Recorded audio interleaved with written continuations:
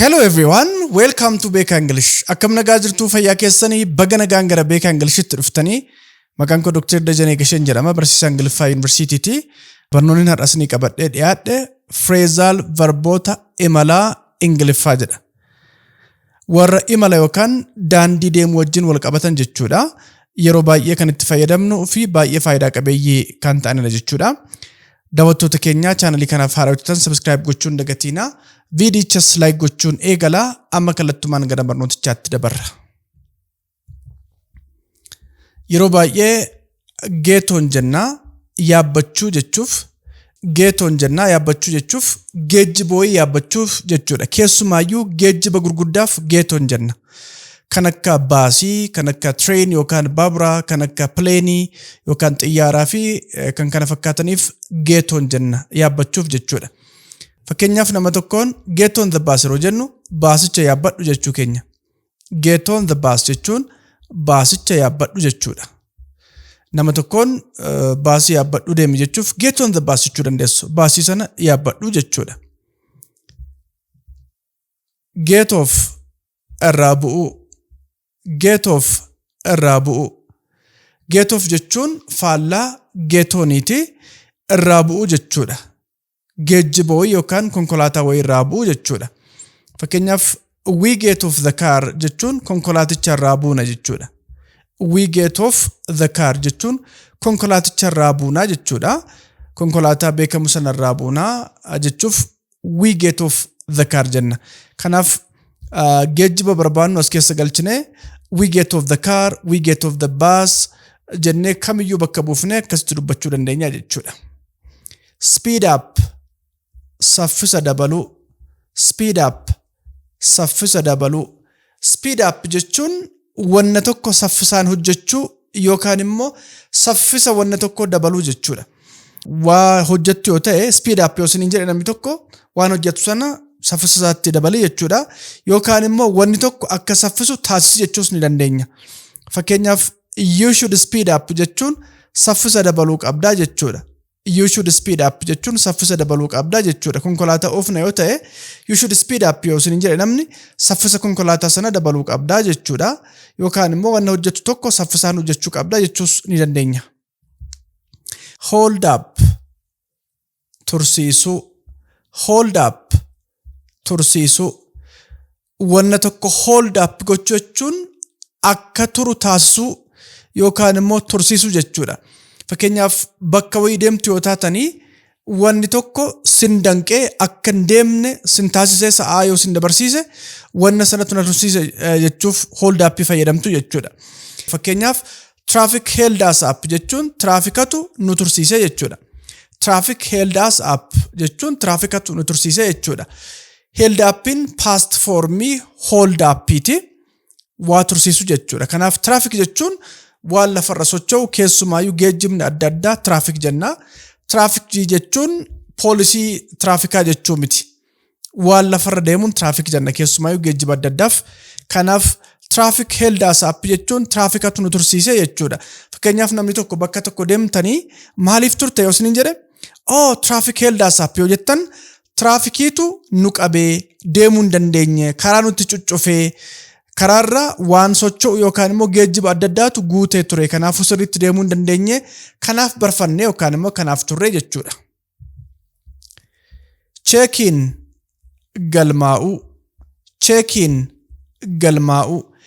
Check-in jechuun bakka tokko deemanii galmaa'uu jechuudha. Fakkeenyaaf hoteela wayii deemtanii check-in godhi yoo isiniin jedhe namni galmaa'uu sirraa eegamu sirriitti galmaa'iitii kutaa qabadhu jechuu laallata. Kanaaf bakka tokko deemnee check-in goona jechuun bakka sana deemnee waa galmoofnee qabachuu jechuudha. Fakkeenyaaf check-in there yoo isiniin jedhe namni achitti galmaa'ii jechuudha. Akkuma isiniin jedhe hoteela yookaan bakka wayii deemtanii waan check-in barbaachisu yoo galmooftu taatanii check-in there yoo isiniin jedhe bakka sanatti galmaa'ee jechuudha. Daandii xiyyaaraas yoo deemtanii check-in goona jennaa ni galmoofnaa galmee barbaachisu guunnaa jechuudha check-in gochuu jechuun. Check out kaffalanii ba'uu. Check out kaffalanii ba'uu. Check out gochuu jechuun kaffalanii ba'uu ta'uu danda'a yeroo baay'ee waan kaffaltii ilaallatu yoo ta'e kaffaltiin garuu dirqama miti. Check out gochuu jechuun meeshaa isinirra jiru deebistanii waan fuutan deebistanii waan guutuu qabdan guuttanii qulqullaa'ee bakka sanaa gadhiisee beera jechuun lallata. Akkuma isin jedhe hoteela yeroo seentan checking gootu yeroo baatan immoo check out gootu. Fakkeenyaaf ID keessan harka jira yoo ta'e fudhattu meeshaa adda addaa akka isin irra hin jirre adda baastu. Isaan kunneen walumaa galatti akkuma bakka isaatti check out gosa adda addaatu jira. Bakka sana qulqullaa'sanii waan namarra jiru ofirraa fixanii ba'uu jechuudha. Kaffaltii yoo ta'es kaffalanii ba'uu jechuu dandeenya yeroo baay'ee. Fakkeenyaaf we must check out soon jechuun dafnee kaffallee ba'uu qabnaa jechuudha. We must check out soon jechuun dafnee kaffallee ba'uu qabnaa jechuudha. Akkuma isinitti hime kaffaltiin dirqama ta'uu dhiisuu danda'a. Dafnee wanna ofirraa qulqulleessuu qabnu qulqulleessinee ilaalsifnee ba'uu qabnaa jechuudha. Dhaabbata tokko keessaa, hoteela tokko keessaa yookaan bakka check outii barbaadu kamiyyuu keessaa ta'uu danda'a. Geetiin geejjiba xixiqqaa seenuu. Geetiin geejjiba xixiqqaa seenuu. Geetooniin geejjiba gurguddaa seenuu jenneerra kan akka baasii, kan akka tireenii yookaan baaburaa fi kan akka pileenii.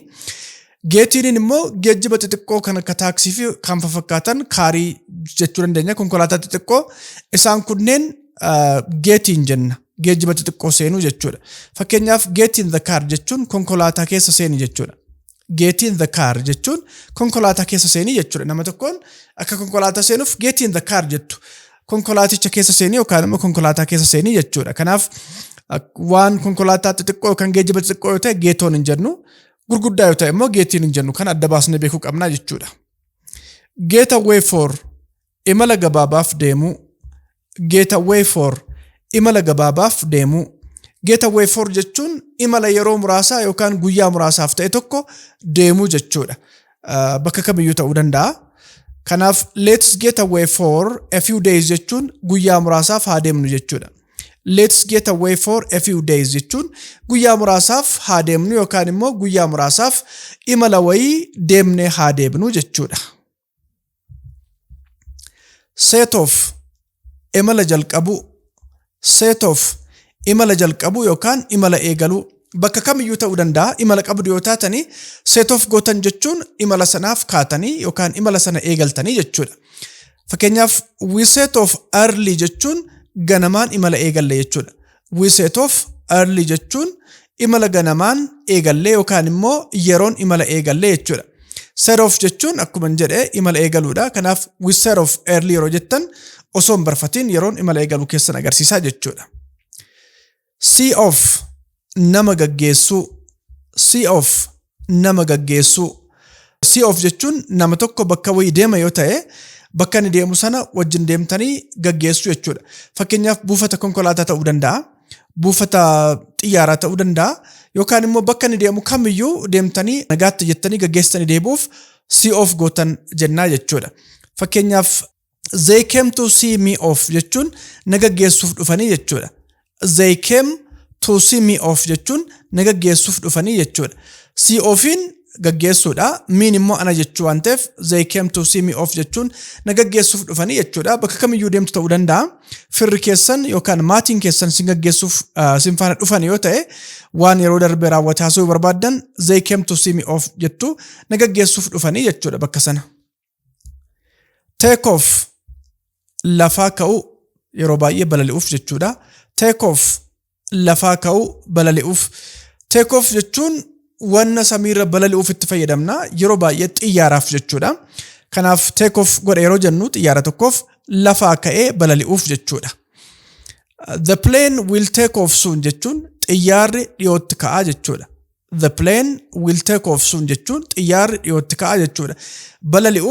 Balali'ee bakka tokko deemuuf xiyyaarri suni yeroo dhiyootti yookaan dafeetu ka'aa jechuu barbaadan the plane take off soon jechuudha. Touchdown qubachuu.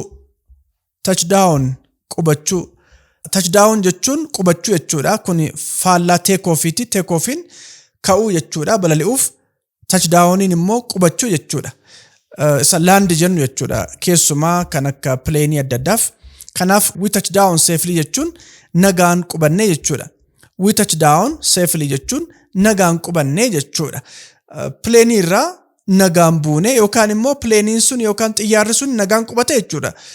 Gama biraatiin nuti qubanne jechuun xiyyaarri sun yeroo qubatu waan qubannuuf jechuudha. Drop off nama buusu. Drop off nama buusu. Drop off jechuun geejjiba tokkoon nama tokko bakka wayii bakka inni itti bu'u geessanii buusu jechuudha. Fakkeenyaaf mana barumsaa deemtu yoo taatanii drop me off at school jechuu dandeessu. Mana barumsaatti na buusi jechuudha. Drop me off at the shop yoo jettan immoo dunkaana sanatti yookaan shooppii sanatti na buusi jechuu dandeessu. Kanaaf walumaa galatti nama tokko bakka inni barbaadu geessanii buusu jechuun drop off gochuu jechuudha. Akkuma isin jira drop me off here jechuun asitti na buusi jechuudha. Drop me off here jechuun asitti na buusi jechuudha. Here jechuun as jechuudha. Drop off jechuun immoo buusu waan ta'eef drop me off here jechuun asitti na buusi jechuudha. Bakka kamiyyuu ta'uu danda'a. Bakka itti buutan sana geessanii konkolaataa tokkoon drop me off here yeroo jettan asitti na buusi yookaan bakka kanatti na buusi jechuu keessan agarsiisa. Pick up fe'achuu. Pick up fe'achuu. Pick up gochuun faallaa drop off iti. Drop offin nama bakka inni barbaadutti buusuudha. Pick up gochuu jechuun immoo nama bakka wayii geessuuf fe'u jechuudha. Kanaaf fakkeenyaaf namni tokko I will pick you up at 7 a.m. yoo jedhe sa'aatii 7 si fe'a jechuu isaati. I will pick you up at 7 a.m. Sa'aatii 7 si fe'a jechuu isaati. Sa'aatiin 7 biyya adda addaatti hiika adda addaa qabaachuu danda'a. Sa'aatii qofaa qabaachuu beekuun keessan ni ga'a. Kanaaf I'll pick you up at 7 a.m. yeroo jennu sa'aatii 7 si fe'a jechuun keessan nama tokkoon jechuudha. Dhufeen konkolaataatiin yookaan geejjiba wayiitiin bakka jirtu si fuudhaa bakka biraa si geessuuf jechuu agarsiisa. Go back deebi'uu. Go back deebi'uu. Go back jechuun bakka deeman tokko deebi'uu jechuudha. Fakkeenyaaf I want to go back shortly jechuun dafeen deebi'uu barbaada jechuudha. I want to go back shortly jechuun dafeen deebi'uu barbaada jechuudha. I want to jechuun nan barbaada jechuudha. Go back jechuun immoo deebi'uudha. Shortly jechuun dafeen yookaan yeroo gabaabaatti jechuudha. Kanaaf I want to go back shortly yeroo jettan dafeen deebi'uu barbaada jechuudha. Bakka deemtan sana turuu dafeen deebi'a jechuu keessan agarsiisa. Stop over karaatti boqochuu. Stop over karaatti boqochuu. Stop over jechuun bakka wayii deemtu yoo taatanii yeroof bakka wayiitti boqottanii darbuu jechuudha. Fakkeenyaaf namni karaa Jibuutiitiin biyya biraa deemu tokko we stopped over in Djibouti jechuu danda'a. Djiboutiitti boqonnee jechuudha. We stopped over in Djibouti jechuun Djiboutiitti boqonnee jechuudha. Fakkeenyaaf biyya Arabaa deema yookaan biyya biraa deema yoo ta'e namni tokko Djibouti ga'ee geejjibattiin deemuun pileenii ta'uu danda'a yookaan waan biraa yeroo baay'ee pileeniitiin deemna. Djiboutiitti boqonneetu dabarree bakka biraatti jechuu agarsiisa. Breakdown cabuu yookaan hojii dhaabuu. Breakdown cabuu yookaan hojii dhaabuu. Wanni tokko breakdown godhe yeroo jennu dirqama geejjibaaf ta'uu dhiisuu danda'a. Geejjibaafis fayyadamuu dandeenya. Ni cabee, ni shelkatee yookaan immoo hojii hojjechuu dhaabee jechuudha waan cabeef. Fakkeenyaaf the car broke down jechuun konkolaataan ni cabee jechuudha. The car broke down jechuun konkolaataan ni cabee jechuudha. Broke downin past breakdowniti. Kanaaf the car broke down yeroo jennu konkolaatichi ni cabee jechuudha. The car broke down konkolaatichi ni cabee jechuudha yookaan hojii hojjechuu dhaabee jechuudha. Pull over karaa cinaa dhaabuu. Pull over karaa cinaa dhaabuu. Pull overin yeroo baay'ee geejjibaa fi karaa cinaa yookaan immoo daandii keessaa baasanii daandii cinaa dhaabuu jechuudha. Fakkeenyaaf tiraafikni isinitti dhufe yookaan immoo dhimma wayiif ta'uu danda'a. Daandii irraa baastanii daandii cinaa geejjiba wayii yoo dhaabdu taatanii pull over gootanii jedhama. Fakkeenyaaf tiraafikni tokko karaa irratti waa sin gaafachuuf pull it over yeroo isin jedhe karaa cinaa dhaabi jechuu isaati. Pull it over karaa cinaa dhaabi jechuu isaati. Konkolaataa oofaa jirtu tiraafikiin karaatti isinitti dhufee waa sin gaafachuuf pull it over yeroo isin jedhu karaa cinaa dhaabii jechuudha. Geejjiba sana geejjiba kamiyyuu ta'uu danda'a. Waa sin gaafachuuf, waa laaluuf, waa cheeggochuuf ta'uu danda'a. Pull it over yeroo isin jedhu karaa cinaa dhaabii, karaa keessaa baasiitii cinaa dhaabii jechuu isaati. Look around naanna'uun daawwachuu. Look around naanna'uun daawwachuu. Look around jechuun wanna tokko naanna'anii deddeemanii sirriitti ilaaluu yookaan daawwachuu jechuudha.